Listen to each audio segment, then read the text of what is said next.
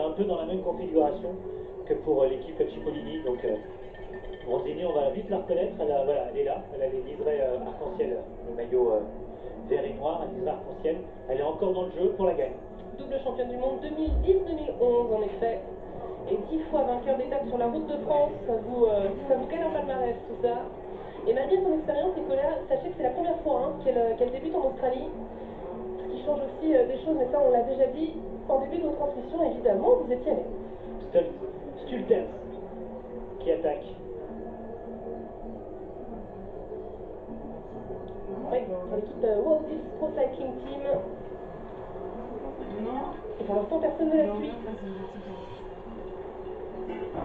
Ben, j'avoue, je n'aurais pas mis dans mes favoris. Ah bon, on l'a vu, c'était pas dans le top 5. Allez, Auréa du derrière. Eh oui, et c'est encore Alison Jackson qui revient. Ah non, bah non, c'est pas le maillot de robe, ça s'il vous plaît, c'est Alison Jackson. On se trompe là. Il faut vous opposer, Nicolas, ça va pas du tout ça. Elle n'est pas du tout la même façon de grimper en tout cas. Non, le style n'est pas le même. Beaucoup de perte d'énergie au niveau des épaules. Ouais, mais c'est efficace, elle a recollé dans la roue. On fait comme un peu, mais ça sent la rupture. Et voilà, Garfod qui impose son train, Van Vleuten qui elle aussi, on la sent à la rupture. On est sur les gros pourcentages, plus de 20%, on le disait tout à l'heure. À la rupture, mais là quand même, parce que regardez, elles sont juste dans la roue de ces deux coureuses qui sont devant. Et Van Vleuten, en effet, qui a choisi de rester dans la roue de Garfoot, qui s'accroche pour le moment. Et derrière, on n'a pas suivi les... Voilà, Bronzini n'est plus là, Austin n'est plus là.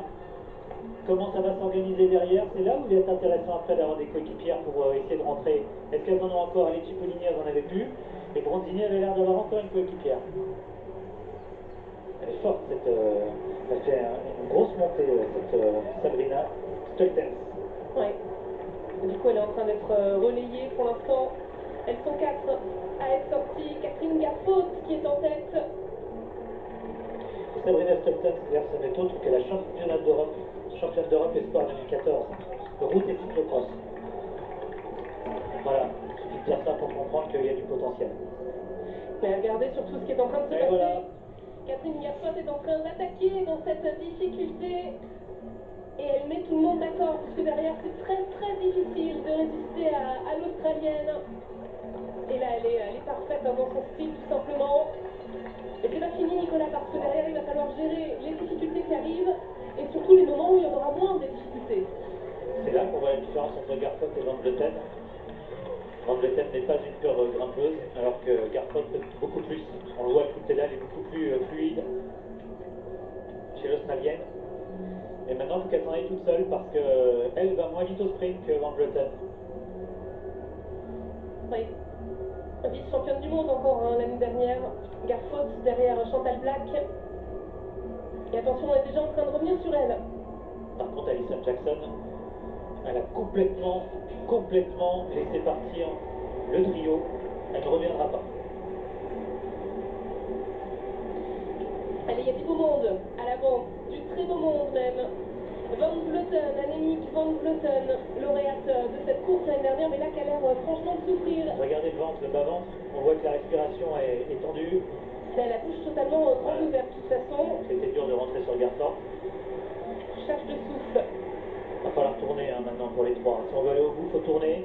Parce que derrière, même si on a perdu du temps, on va s'organiser. On a vu qu'il y avait deux petits groupes. Ces deux petits groupes peuvent peut-être n'en faire qu'un.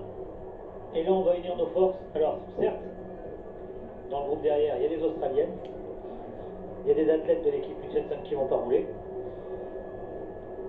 Il faudra avoir une vue d'ensemble du groupe derrière pour voir les équipes qui ne sont pas représentées devant, savoir s'il va y avoir une entente pour rouler sur ce trio.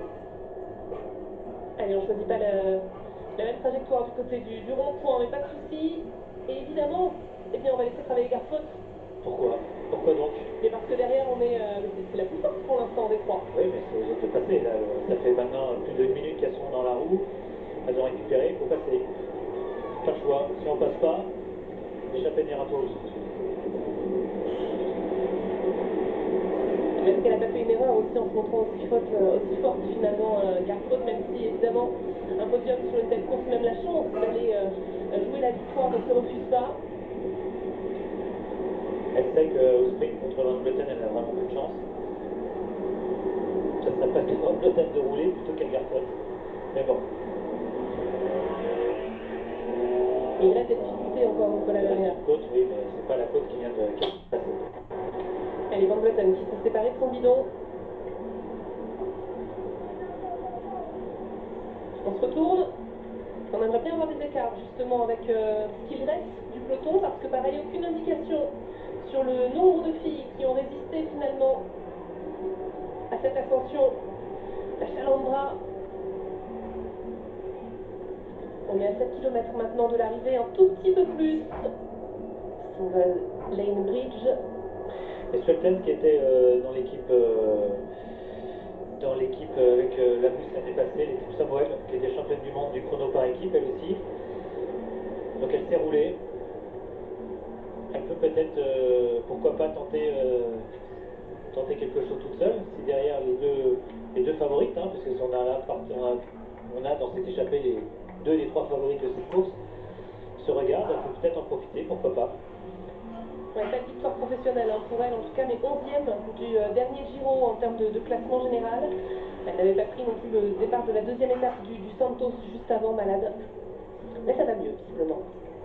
Elle était devenue, ça me revient maintenant, elle était devenue championne d'Europe Espoir sur route devant Cecchini, parce que Cecchini s'était relevé trop tôt. Cecchini avait levé les bras, elle l'avait passé sur la ligne. Il y a des images qui reviennent comme ça par moment. Allez, ça grimpe encore, elle est belle cette course de la Cadel Evans. Elle est belle, elle est difficile. On n'a pas d'écart, on ne voit pas derrière ce qui se passe, c'est bien dommage. Ouais. Mais on sent tout de suite, hein, dès que ça grimpe, Garfot est le meilleur. Ce plan est magnifique, Nicolas. Ce plan est magnifique, ce plan rend très bien de la difficulté. Regardez l'attitude d'Annemiek van Vleuten. On parle quand même de la numéro 1 mondiale hein, de l'année dernière, de 2017, notamment vainqueur de cette course. Regardez derrière, elle est en 3e position et elle souffre. Alors tout simplement, Vleuten n'est pas bien du tout. Je pense que le mot d'ordre est simple derrière. Je ne roulerai pas devant, faites votre course derrière. Peut-être que c'est ça. Mais là, Garfot aurait dû jouer son va-tout. Hein. Ah, on voit derrière, on a des écarts. Il y a quand même il y a plus de 30 secondes, hein, Claire, hein, sur le groupe derrière. Donc, ouais, il reste surtout une quinzaine de filles à peu près. Hein. Hosking est là. Ouais. La championne d'Australie, elle est là. Je ne vois pas Bronzini. Audrey est là, il me semble. Oui, Audrey est là. Ouais, tout à fait. Mais attention parce que juste derrière, je voyais des filles hein, qui remontaient. Voilà, petit à petit, elles vont peut-être remonter finalement complètement et se remettre dans ce groupe. C'est l'équipe Wiggle hein, derrière qui prend la chasse en main. Donc chez Wiggle, peut-être pour Annette Edmondson, la plus rapide. Ou pour Audrey. Ricardo Rago. Ouais, Edmondson qui a 26 ans, qui a gagné la première étape du Santos justement, devant Bronzini dont vous parliez, et le Towards Zero également, devant Bronzini. Towards Zero, c'est ce qui s'est passé jeudi, le Critérium. Et bien voilà, attaque de Stockman. Il n'y en a aucune des deux qui a réagi. Non, on se regarde. Là, c'est de l'enterrement de première classe, comment dire.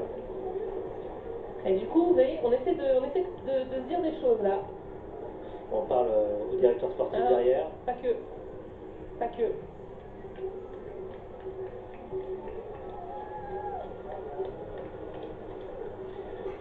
Là, on offre sur un plateau la victoire à Sabrina Stultens, hein, parce que... Ah, ça serait une sacrée surprise. Oui. Ça serait la première de sa carrière, surtout.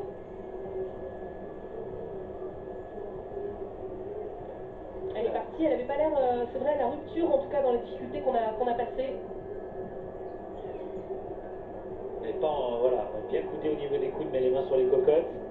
Ça permet d'avoir moins de... Au niveau du CX, c'est intéressant cette position d'être bien coudé parce qu'en fait, il n'y a que l'avant du bras qui est en résistance à l'air, alors que si vous avez les bras tendus, c'est tout le bras.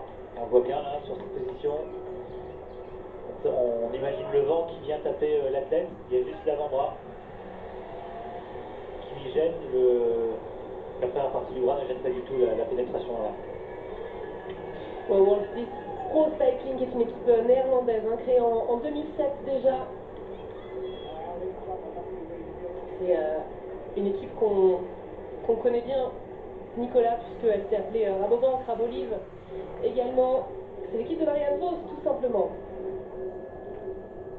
qui n'est pas présente. Hein.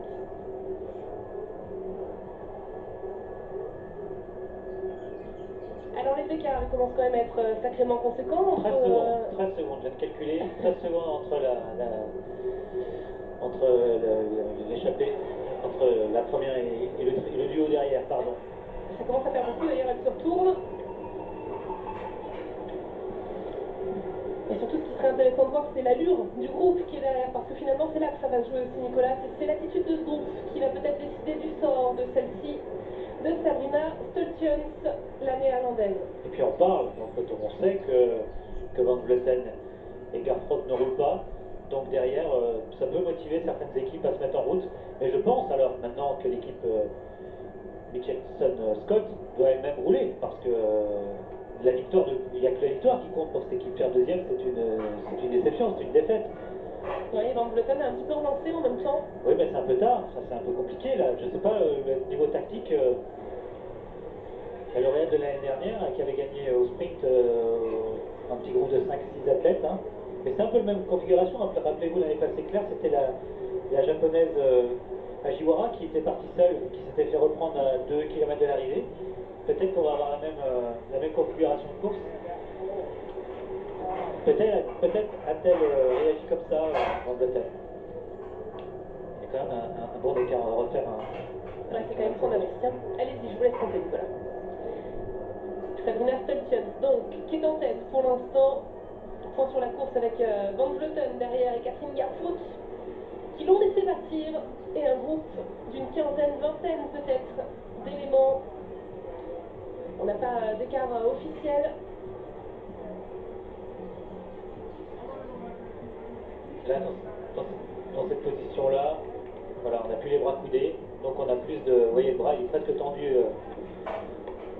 à la verticale, et là on a plus de prise au vent. 2 km 800 désormais à parcourir, c'est le final de la Cadel Evans Brut Ocean Road Race 2018.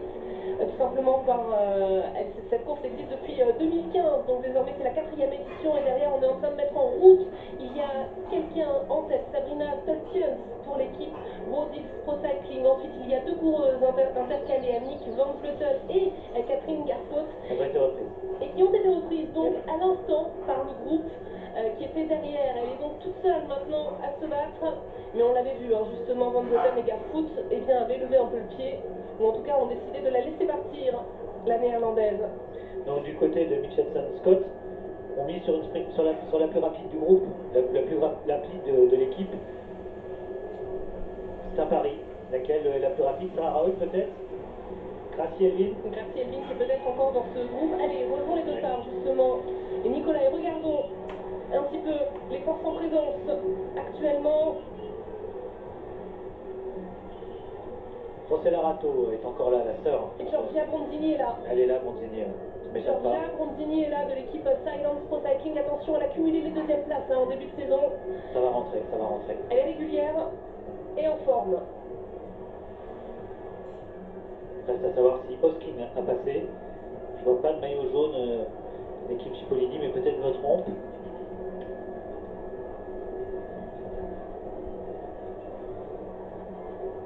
« 9 secondes d'écart. 9 secondes d'écart. Ça rentre progressivement. À 2 km de l'arrivée, en tout cas, elle a perdu pas mal de temps là, en quelques mètres seulement. Sabrina Stoltjens, regardez derrière. Oui, il y a bien un maillot jaune fluo, en effet, derrière Cipollini. Elle est là. Il y a 2 grosses sprinteuses minimum hein, dans ce groupe. On n'a pas encore fini l'inventaire. On vous parlait de Bronzini. Hosking en plus, l'Australienne donc de Alec Cipollini. Et là, regardez, on va aller la manger. On va aller la manger, Sabrina Stoltjens. Il faut savoir si Tiffany Cromwell est en... Ah non, c'était relevé tout à l'heure, donc elle n'est pas là, la sprinteuse de l'équipe australienne. Elle n'est pas là. Et surtout, alors il y a toujours Catherine Garfoot, hein, évidemment, qui était présente tout à l'heure à l'avant, toujours là. On vient de la voir, mais surtout voir un petit peu qui est là aussi du côté de Mitchelson-Scott. C'est ça aussi qui va rapporter. Visiblement, c'est... Audrey Corvette. Cordon est encore là, regardez le 225. Audrey Cordon-Rago est encore là, la française. Oui, on va jouer pour Sprat, visiblement qui est là, mais aussi pour Gracie Elvin. Hosking s'est mis dans la roue de Gracie Elvin. Elle doit savoir qu'elle est assez rapide pour faire ça. Elle vient de changer de roue, Ouais.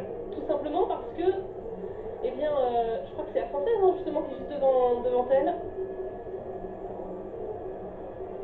Je suis pas sûr. Hein. Allez, on continue en tout cas. Si, c'était avec justement Hosking qui était là. C'est Amicourt qui est Ah oui, c'était là. pour Google. Audrey est juste derrière. On Elle était est en juste train de derrière. se perdre. Van Vleuten, elle ne jouera pas la guide. Godefroy, c'est fini. Garfot non plus. Donc on peut le dire, j'ai perdu. C'est bien, vous avez Voilà, raison, c'est ramenez de Amanda l'humour. Sprat qui emmène Elvin. Justement, et derrière Hosking qui est dans sa roue. Et on remonte avec le dossard 24 d'Emicure. Vous avez raison, qui était un petit peu fermé justement. Audrey Cordon-Rago qui est pas loin, hein, qui est là encore. On va la voir déborder. Elle est en train de partir. Justement, la française a peut-être une chute. Une chute à côté. Avec oulala, des coureuses qui sont tombées.